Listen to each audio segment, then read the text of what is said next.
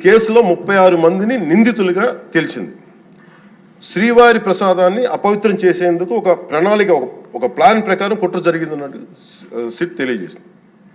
అలాగే పోనీ దీని ముందు ఏం జరిగిందని చూస్తే, తమకి నచ్చిన సంస్థలకి నెయ్యి సరఫరా కాంట్రాక్టులు కట్టబెట్టేందుకు ఒక ప్రణాళిక ప్రకారం టెండర్ నిబంధనలు సవరించారు. నెయ్యి సరఫరాకి సంస్థకి ఉండాల్సిన కనీస వార్షిక టర్నోవర్ 250 కోట్ల నుంచి 150 కోట్లకు తగ్గించారు. రోజుకి 4 లక్షల లీటర్ల పాలు సేకరించాలన్న నిబంధనని తొలగించారు. డైరీ రంగంలో 3 ఏళ్ల అనుభవం ఉండాలన్న నియమాన్ని ఏడాది కుదించారు. రోజుకి 12 టన్నుల వెన్నెయ్య తేయాలన్న నిబంధనను కూడా 8 టన్నులుగా మార్చేశారు. అంటే ఒకరికి నెయ్యి కాంట్రాక్ట్ ఇవ్వాలంటే ఇన్ని నిబంధనల్ని తూట్లు పడిచారు. పోనీ అది చేసిన తర్వాత మళ్ళీ సవరణ అనంతరం వీళ్ళు ఎంపిక చేసిన సంస్థలు 20-23 మధ్య నెయ్యి సరఫరా చేశాయి. నెయ్యి సరఫరా చేసిన సంస్థకు అందుకు కావాల్సిన కనీస అర్హతలు లేవని సిట్ ఛార్జ్ షీట్లో ఉంది. వీరు నెయ్యి సరఫరా ఎంచుకున్న సంస్థలు బోలేబాబా అని కానీ దానికి అనుబంధ సంస్థలు మాల్గంగా, వైష్ణవి డైరీలు 1 లీటర్ కూడా నెయ్యిని పాల నుంచి తయారు చేయాలని స్పష్టంగా చెప్పారు. ఇది 1924 మధ్య 11 కోట్ల మంది భక్తులను శ్రీవారిని దర్శించుకుంటే ఆ కాలంలో మొత్తం 48 కోట్ల లడ్డు ప్రసాదాలు విక్రయం జరిగింది. దాంట్లో సుమారు 20 కోట్ల లడ్డూలు నకిలీ నెయ్యితో తయారయ్యాయని చెప్పి టీటీడీ రికార్డ్స్ తెలియజేస్తాం. ఆ 11 కోట్ల మందికి రసాయనాలతో నిండిన మన లడ్డూలు పంపించారు. అలాగే ఇందులో 1,00,000 లడ్డూలు కూడా అయోధ్య రామ మందిర ప్రారంభోత్సవానికి పంపిణీ చేశారు.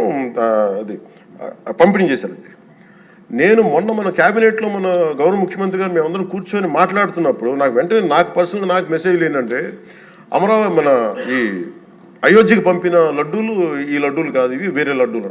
అలా ఎలా తేడా చెప్తారు వీళ్ళు? దానికోసం ప్రత్యేకంగా అంటే అక్కడ నిబంధనలు ఎక్కడా కూడా మీరు నెయ్యి మేము పలానోళ్ళు కొన్నారు మాకు డీటెయిల్స్ ఇస్తా ఉన్నారు. నేను సభాముఖంగా ఎందుకు వాళ్ళకి పేర్లు ప్రస్తావించారు, అది చెప్పిన వ్యక్తులు కానీ వీళ్ళు కానీ.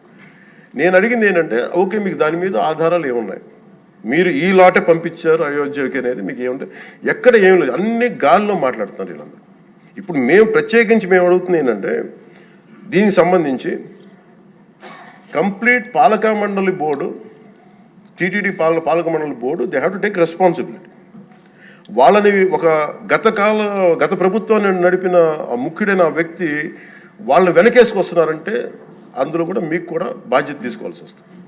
అందుకని సభాముఖంగా మేము అందరికీ ఏం చెప్తున్నామంటే, let the law take its own course.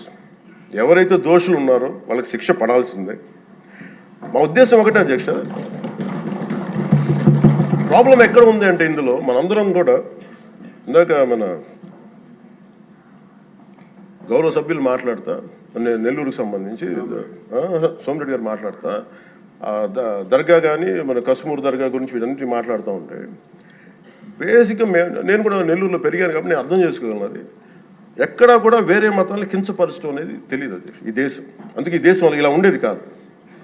అలాంటి దేశం సాంప్రదాయాలని వీళ్ళు కూర్చోబెట్టి, కల్తీ జరిగిందంటే వెరీ సింపుల్గా ఏం చేయాలి, అడల్ట్రేషన్ జరిగింది, మేము కూర్చోబెట్టి దీన్ని కరెక్ట్ చేసుకుని మీరు కరెక్ట్ చేయండి, మేము మీకు మద్దతు ఇస్తాం, ఇంతే చెప్పాలి అధ్యక్ష. అంతేగాని దాన్ని వెనకేసుకు వస్తున్నారు అంటే, ఒకటి క్లియర్ కట్ రిపోర్ట్ ఉంది, అందులో నెయ్యి లేదనేది, అందులో రసాయనాలు ఉన్నాయని క్లియర్ కట్ చెప్పింది. ఈ రసాయనాల్లో ఏమున్నాయి అనేది అది పెరుమాళకి ఎరుగదు, ఆయనే కూర్చొని చేయాలండి. ఒక రిపోర్ట్ ఏమో మాకు ఎన్డీడీబీ రిపోర్ట్ ఏమో దాంట్లో ఖచ్చితంగా ఈ జంతువు సంబంధించిన అవశేషాలు ఉన్నాయి అనేది చాలా స్పష్టంగా చెప్పారు. అది ప్రాపర్ ఆథరైజ్డ్ బోర్డు.